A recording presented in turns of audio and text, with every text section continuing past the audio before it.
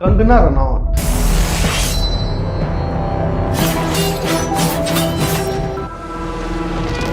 बॉलीवुड की एकमात्र एक्ट्रेस जिन्हें क्वीन कहा जाता है। The queen of our hearts and Rani of Himachal, ladies and gentlemen, please welcome Kangana Ranaut. अब आज से आप लोगों को मेरी सुननी होगी। आज अगर हम आजाद है तो सिर्फ कंगना रनौत आजाद नहीं है, समस्त भारत आजाद है। और ये जो बॉलीवुड ये जो कर रहा है, जिस तरह से ये षड्यंत्र रच रहा है, अब तो मैं इनके पीछे पड़ जाऊंगी और मैं इनकी वाट लगा दूंगी, एक एक को एक्सपोज करूंगी। एक ऐसी एक्ट्रेस जिन्हें 4 बार नेशनल अवार्ड से नवाजा जा चुका है, 5 फिल्म फेयर अवार्ड्स और 3 इंटरनेशनल अवार्ड्स के साथ इंडिया के 4th highest civilian award Padmashri भी दिया जा चुका है। कुमारी कंगना रनौत, कला सिनेमा। वो बोल्ड हैं, at the age of 31 I am a film maker. मुझे तो ये लोग क्या प्रमोट करेंगे, तो खुद को ही प्रमोट कर ले, बहुत बड़ी बात है। वो फियरलेस भी हैं। करण जौहर इतने बड़े डायरेक्टर हैं, सब डरते हैं उनसे। आपने कह दिया ये मूवी माफिया है। मुझे डर नहीं लगता उनसे। और वो हमेशा कुछ नया करने से नहीं डरती हैं।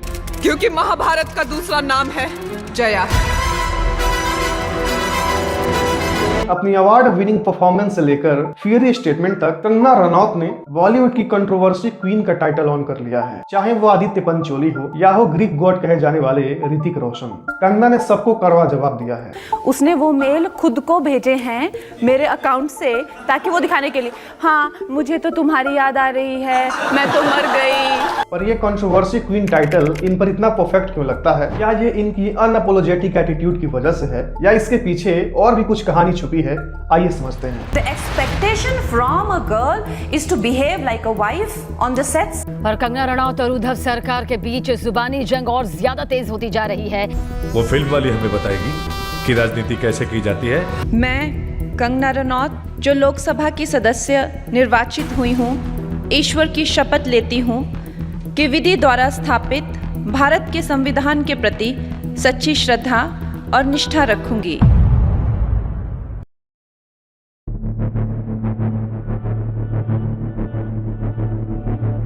कंगना अमरदीप रनौत का जन्म 23 मार्च 1987 को हिमाचल के मंडी में हुआ, जहां से अभी वो बीजेपी की सांसद भी हैं। उन्होंने अपनी स्कूलिंग डीएवी चंडीगढ़ से कंप्लीट की और हमेशा ये कहती हैं कि उनका बचपन काफी मजेदार रहा है। So growing up, I obviously had a very comfortable upbringing. जब आप when you are in a joint family, it's a beautiful experience to be growing up in a joint family. Kangana एक male dominated conservative joint family में बड़ी हुई, जहां पर उनके ऊपर मेल बायस्ड रेस्ट्रिक्शंस थी। मेरे पेरेंट्स थे या जैसे मेरे दादा थे, काफ़ी ज़्यादा स्ट्रिक्ट था और लड़कियों के लिए और भी ज़्यादा स्ट्रिक्ट था और काफ़ी फ्यूडल भी था। मैं अगर आपको कहूँ रूढ़िवादी, और अभी काफ़ी मुझसे चिढ़ते हैं कि तुम सेम बात कितनी बार बोलोगी, लेकिन एक अलग तरह के रूल, हमारे भाइयों के लिए अलग रूल, हमारे लिए अलग रूल, जो आगे चलकर उनके रेबेलियस एटीट्यूड का कारण भी बना। उनकी फैमिली उनकी शादी सिर्फ 16 साल की उम्र में करवाना चाहती थी, लेकिन कंगना ने इस फैसले का तुरंत विरोध किया।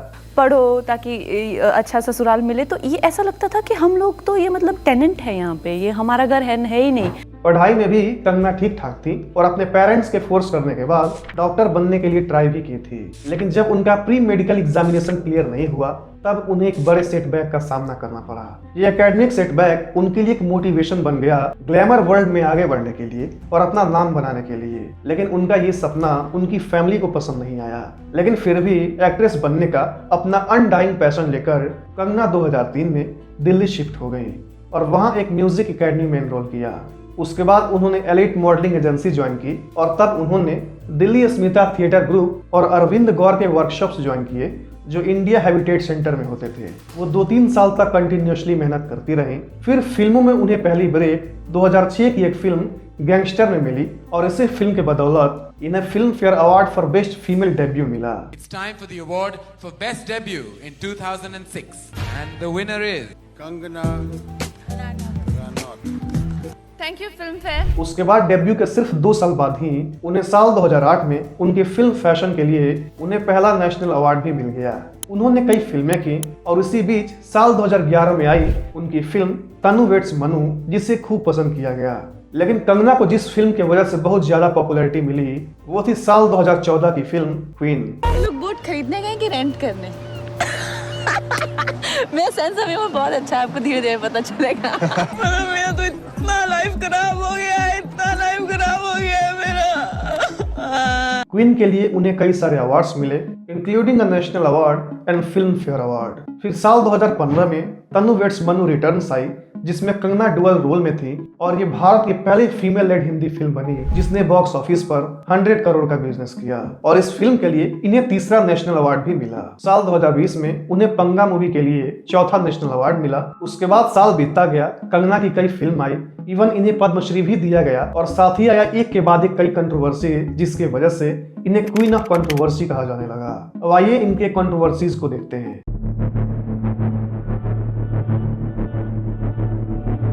कंगना को सबसे ज्यादा जिनसे प्रॉब्लम है वो है नेपो किड्स। जो लोग 40-40 साल के हो चुके हैं, जो लड़कियां 35-35, 32 थे, वो स्टार किड्स, और फिर ये लोग निकलते हैं, फिर बात कैसे करते हैं, हाय आई वांट दिस, और वो लड़कियां 30-30 साल की, वो भी किड बनी है, वो पिंक ग्लासेस उन्होंने हाथ में उठाए होते हैं और जिनमें वो ना बच्चों की तरफ रहती है। वो कहती हैं कि नेपो किड्स उबले हुए अंडे हैं। आपने कहा जो स्टार किड्स हैं ये उबले हुए अंडे हैं। वो कहती हैं कि नेपो किड्स में ना कोई टैलेंट है और ना ही वो मेहनत करना चाहते हैं। थोड़ा इनको नेचुरल होना पड़ेगा, धूप में निकलो, थोड़ा सा देखो बाहर दुनिया कैसी है, वो एसी गाड़ी से घर, घर से गाड़ी। कंगना कहती हैं कि वो किसी भी बॉलीवुड पार्टीज में नहीं जाना चाहती है। Look, I am not Bollywood kind of a person, okay? वो कहती हैं Like a Bollywood party for me is like trauma. Kangana का सबसे इनफेमस क्लैश 2017 में हुआ जब वो करण जौहर के टॉक शो कॉफी विद करण पर गई थी। Who has given you more unnecessary attitude in the industry, female co-stars or male ones? I think you, Karan. उस शो पर उन्होंने ओपनली करण जौहर पर इंडस्ट्री में नेपोटिज्म प्रमोट करने का आरोप लगा दिया था। Completely intolerant to outsiders and, you know, Intolerant is yeah, flag bearer of nepotism, the movie mafia. Kangana के इस स्टेटमेंट ने बॉलीवुड को हिला दिया और पूरे देश में फिल्म इंडस्ट्री में फेवरेटिज्म पर एक बड़ी डिबेट शुरू हो गई। उनकी एक और बहुत पॉपुलर कंट्रोवर्सी है, जी है आदित्य पंचोली, एक इंडियन एक्टर, प्रोड्यूसर और प्लेबैक सिंगर। उनके साथ भी कंगना की कंट्रोवर्सीज हुई है। आदित्य पंचोली सिर्फ कंगना से 20-22 साल बड़े ही नहीं बल्कि मैरिड भी थे। कंगना और आदित्य रिलेशन में थे और बाद में इनका रिलेशन टॉक्सिक हो गया। कंगना कहती है, मैं शूटिंग में थी तो मुझे फ़ोन किया, तो मुझे कहते कि कुछ गालियाँ वगैरह देना शुरू की, तो मुझे बहुत डर लगता था। और ख़ासकर जिस तरह के हादसे हुआ करते थे, मैं हमेशा भागने की कोशिश करती थी, फिर भी वो मुझे, जैसे एक बार मुझे याद है कि एक बार वो मेरे घर में कुछ लॉक, उसने एक एक्स्ट्रा की बनवाई हुई थी, तो मैंने जुबली मेंशन में एक करके लोकेलिटी है यारी रोड में, वहाँ मैंने रेंट पे घर लिया हुआ था, तो उसने एक उसकी एक्स्ट्रा डुप्लीकेट की बनाई हुई थी, तो उसने जैसे लगाई वो की, मैंने वो फर्स्ट फ्लोर पे जान के घर लिया था और मैंने खिड़की से छलांग लगा, तो अनुराग बासु ने और उसकी वाइफ ने मुझे 15 दिन अपने ऑफिस में छुपा के रखा। इसके बाद इनकी रिलेशन पब्लिक हो गई और आरोप प्रत्यारोप का दौर चलने लगा। पर कंगना के रिलेशनशिप ट्रबल्स यहाँ खत्म नहीं हुए। उनका एक और रिलेशनशिप एक्टर और सिंगर अध्ययन सुमन के साथ हुआ, जो बाद में उन्होंने खत्म कर लिया और इस बार एब्यूसिव होने का आरोप कंगना पर लगा। एक और एलिजेड अफेयर और कंट्रोवर्सी रीति के साथ हुआ। तो क्वीन से पहले इसने मेरे से ब्रेकअप कर लिया था, क्वीन रिलीज हुई तो फिर से आ गए, जना मुझसे बड़ी गलती हो गई, मुझे माफ कर दो, जो पब्लिक फाइट में बदल गया। ये fight full ब्लॉन name calling. The person behind has been photoshopped. Her arm has been removed, trying to make it look as if this has been done in a private setting. इतनी ही उसको दिक्कत थी मेरे से, तो मेरी बर्थडे पार्टी में floor पे लोट लोट के क्यों नाचता था वो। ईमेल लीकिंग 1439 मेल भेजती है। उसने वो मेल खुद को भेजे हैं मेरे अकाउंट से और लीगल बैटल्स तक पहुंच गया। पर्सनल रोमांटिक रिलेशनशिप्स के अलावा कंगना अपने बोल्ड स्टेटमेंट्स के लिए भी काफी फेमस हैं। मीटू कैंपेन के दौरान अपने फिल्म डायरेक्टर विकास बहल पर क्वीन मूवी के सेट पर हैरेसमेंट का आरोप लगा दिया। दरअसल कंगना रनौत ने फिल्म क्वीन के डायरेक्टर विकास बहल पर छेड़छाड़ का आरोप लगाया है। कंगना के मुताबिक ये जो मामला है, ये दरअसल 2014 के दौरान जब फिल्म क्वीन की शूटिंग चल रही थी तब का मामला है। एक और इंसिडेंट करनी सेना के साथ हुआ। Karni Sena threatens to gherao Kangana Ranaut's residence in Mumbai. They feel that sentiment of Rajput community is being hurt because of some scenes in her upcoming movie Manikarnika. Kangana ने इस इशू पर एक strong stand लिया और कहा, मैं किसी से माफी नहीं मांगूंगी, माफी मैं कभी किसी चीज के लिए नहीं मांगती जिसमें कोई गलती है नहीं, लेकिन हमने उन्हें आश्वासन दिया है कि उसमें कुछ भी ऐसा गलत नहीं है और उन्हें हमारा सहयोग देना चाहिए। एक बिटर एक्सचेंज हुआ था कंगना और शिवसेना के लीडर संजय राउत के बीच। तो आज की सबसे बड़ी खबर यही है कि अब कंगना रनौत ने संजय राउत के खिलाफ मोर्चा खोल दिया है। कंगना ने कहा था कि सुशांत सिंह राजपूत के डेथ के बाद उन्हें मुंबई अनसेफ लगता है। Kangana Ranaut has told the governor of Maharashtra that she feels unsafe. बहुत लोगों ने इस पर बहस किया और उन्हें ये कह दिया कि उन्हें मुंबई में रहने का कोई हक नहीं है। इसका जवाब देते हुए कंगना ने कहा कि मुंबई पाकिस्तान ऑक्युपाइड कश्मीर जैसा लग रहा है। ये हीटेड आर्गुमेंट पर्सनल अटैक्स और थ्रेट्स तक पहुंच गया, जिसके बाद कंगना को सेंट्रल गवर्नमेंट से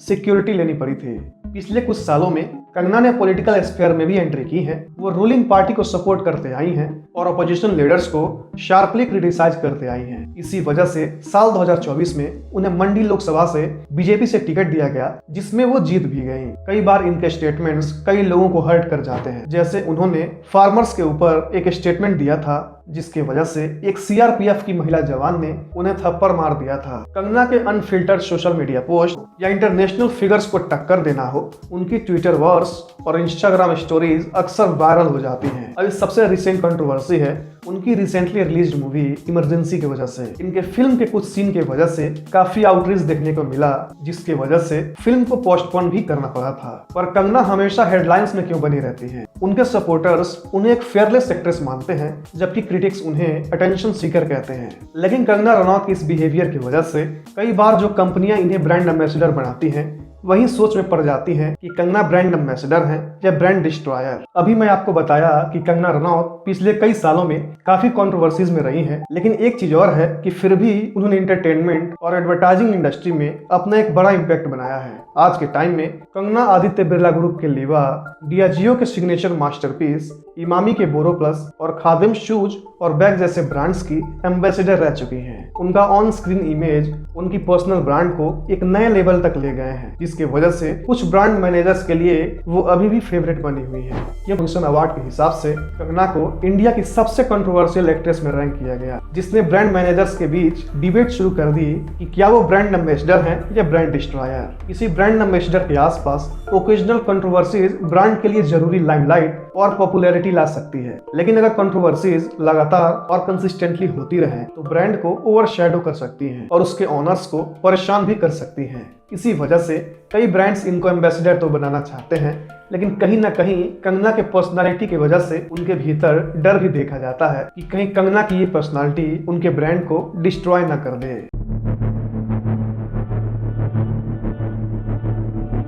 कंगना रनौत की जर्नी एक मिसाल है उनकी रेजिलियंस और डिटर्मिनेशन की।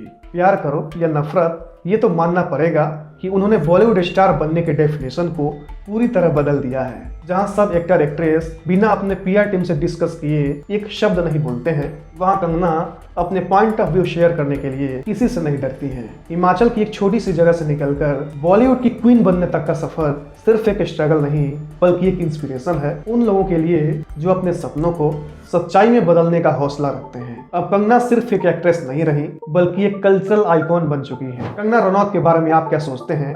कमेंट बॉक्स में अपनी राय जरूर दें। जय हिंद।